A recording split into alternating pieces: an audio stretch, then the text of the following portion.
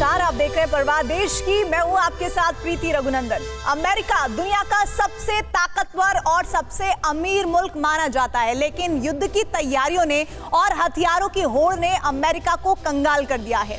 आज अमेरिका से एक बहुत बड़ी खबर आई है। अमेरिका की वित्त मंत्री ने संसद में ऑन रिकॉर्ड कहा कि अमेरिका आउट ऑफ कैश हो गया है और जल्द कुछ नहीं किया गया तो अगले 30 दिन में दुनिया का सबसे अमीर देश डिफॉल्टर हो जाएगा। इसीलिए अब देखिए यूक्रेन जंग में यू टर्न, दिवालिया बाइडेन। निकली अमीरी की अकड़, बाइडेन बैठे सिर पकड़।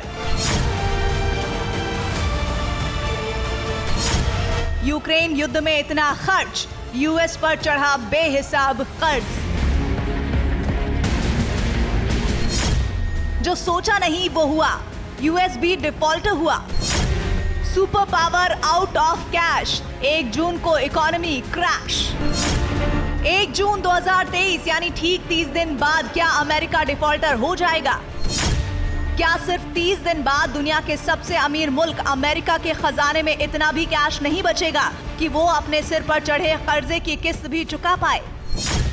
क्या 1 जून तक अमेरिका का खजाना इतना खाली हो जाएगा कि व्हाइट हाउस के कर्मचारियों को सैलरी तक देना मुश्किल हो जाएगा? क्या 1 जून तक अमेरिका का बाजार ठप हो जाएगा? क्या सिर्फ 30 दिन बाद अमेरिकी इकोनॉमी क्रैश कर जाएगी?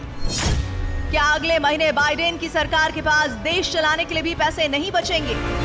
अमेरिका के कंगाल होने की खबर पर यकीन नहीं होता, लेकिन दुनिया के सबसे अमीर माने जाने वाले देश में वित्त मंत्री की हैसियत रखने वाली treasury secretary Janet L Yellen ने अमेरिकी कांग्रेस के स्पीकर को चिट्ठी लिखकर कहा है, अमेरिकी सरकार ने अपनी खर्च करने की सीमा को पार कर लिया है। अमेरिका में तुरंत कर्ज लेने की सीमा को बढ़ाया नहीं गया तो 1 जून 2023 तक सरकार के पास देश चलाने के लिए पैसे खत्म हो जाएंगे। सरकार कैशलेस हो जाएगी। 1 जून 2023 को एक्स डेट हो सकती है। अमेरिका की treasury secretary Janet L Yellen ने अमेरिकी संसद को अमेरिका के डिफॉल्टर हो जाने की चेतावनी देते हुए चिट्ठी लिखी है। इस चिट्ठी से दुनिया को पता चल गया है कि अमेरिका की माली हालत खराब हो रही है। इस चिट्ठी का मतलब ये है कि अमेरिकी सरकार के पास अब अपने बिलों का भुगतान करने और अपने कर्ज चुकाने तक के लिए पैसे नहीं बचे हैं। अमेरिकी वित्त मंत्री की चिट्ठी ने अमेरिका का सच पूरी दुनिया को बता दिया है। सबको पता चल गया है कि सुपर पावर अमेरिका कर्जे में धंसा हुआ है, लेकिन बाइडेन की सरकार इतना खर्चा कर रही है कि पूरे साल का बजट साल के शुरू होते ही खत्म हो गया। सवाल यह है कि इतना खर्चा आखिर हो कहां रहा है? सर्वनाश के डी-डे की तरह अमेरिका ने कैशलेस हो जाने के मनहूस वक्त के लिए भी एक नाम तय कर रखा है। अमेरिका में कैशलेस होने की तारीख को एक्स डेट यानी खतरे की तारीख कहा जाता है। डी-डे और एक्स डेट के नाम से ही हर अमेरिकी खौफ में आ जाता है।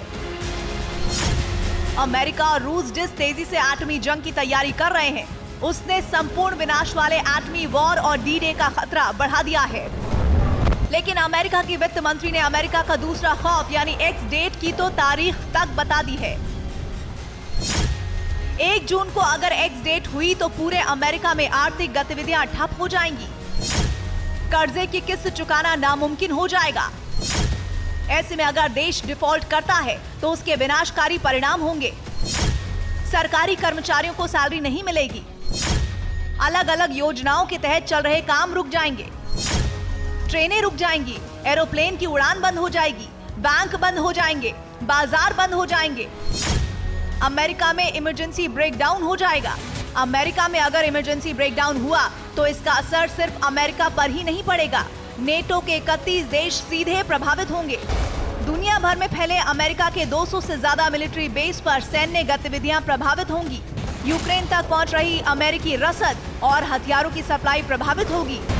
इससे भी बड़ी बात, अमेरिकी राष्ट्रपति जो बाइडेन की साख मिट्टी में मिल जाएगी। लेकिन ऐसी नौबत आई क्यों है, अब इसे समझिए। अब सवाल यह है कि आखिर अमेरिका जैसे सुपर पावर और अमीर देश में अचानक एक्स डेट जैसी डरावनी तारीख की नौबत क्यों आ गई? दरअसल अमेरिका में सरकार के कर्ज की एक सीमा तय होती है। यह सीमा हर साल के बजट के वक्त अमेरिकी संसद में तय हो जाती है। बिना संसद की सहमति के देश चलाने के लिए अमेरिकी सरकार इस लिमिट से ज्यादा कर्जा नहीं ले सकती और बाइडेन सरकार ने कर्जा लेकर पहले ही इतना खर्च कर दिया है कि उनकी कर्जा लेने की लिमिट बहुत जल्दी पूरी हो गई। यानी अब चाहकर भी बाइडेन सरकार कर्जे की लिमिट से ज्यादा उधार नहीं ले सकती।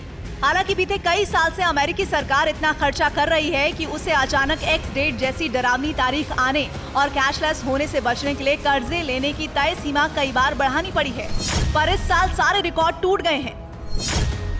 यूक्रेन में रूस के खिलाफ जंग में फंसी बाइडेन सरकार को 1 जून से पहले कम से कम $726 बिलियन यानी 72,600 करोड़ डॉलर का भारी भरकम कर्जा चाहिए।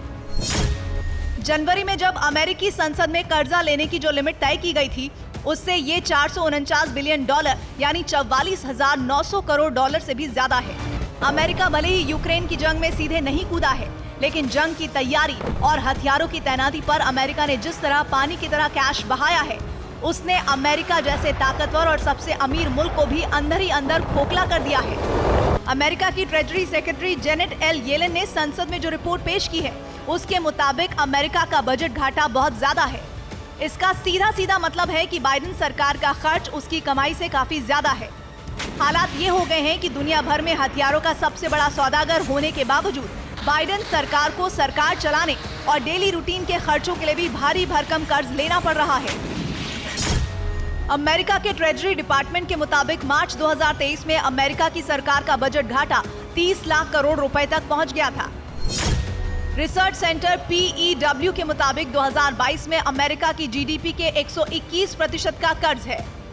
इस रिपोर्ट के बाद दुनिया का ये भ्रम टूट जाना चाहिए कि अमेरिका आत्मनिर्भर और बहुत अमीर देश है। सच्चाई ये है कि अमेरिका का बच्चा बच्चा कर्ज में डूबा है। अमेरिका की जितनी कुल जीडीपी है, उससे ज्यादा रकम कर्जे की किस्तें चुकाने में चली जाती है। इससे समझा जा सकता है कि सुपर पावर दिखने वाली बाइडेन सरकार भी अपने खर्चों के लिए किस हद तक कर्ज पर निर्भर है। लेकिन अब यह लिमिट क्रॉस हो गई है, इसलिए 1 जून को एक्स डे का खतरा पैदा हो गया है। पर सवाल यह है कि दुनिया भर का बाजार कंट्रोल करने वाले डॉलर के देश में अचानक ऐसी आर्थिक इमरजेंसी कैसे पैदा हो गई? इसके पीछे की वजह अमेरिका की इंटरनल पॉलिटिक्स है। बाइडेन सरकार के लिए सबसे बड़ी मुसीबत ट्रंप बन गए हैं। पिछले साल हुए मिड टर्म चुनाव में अमेरिका के हाउस ऑफ रिप्रेजेंटेटिव्स में ट्रंप की रिपब्लिकन पार्टी को बाइडेन की डेमोक्रेटिक पार्टी से 9 सीटें ज्यादा मिली थी। अपर हाउस का स्पीकर भी रिपब्लिकन पार्टी का कैंडिडेट केविन मैकार्थी चुना गया था। इसके बाद अमेरिका के उच्च सदन यानी अपर हाउस में देश चलाने के डेमोक्रेट्स के एजेंडे रुकने लगे। इसलिए सरकार को और कर्ज लेने की सीमा बढ़ाने का बिल काफी समय से अपर हाउस में लटका हुआ है। अब कर्ज की सीमा बढ़ाने का सारा दारोमदार अपर हाउस और रिपब्लिकन पार्टी पर निर्भर करता है।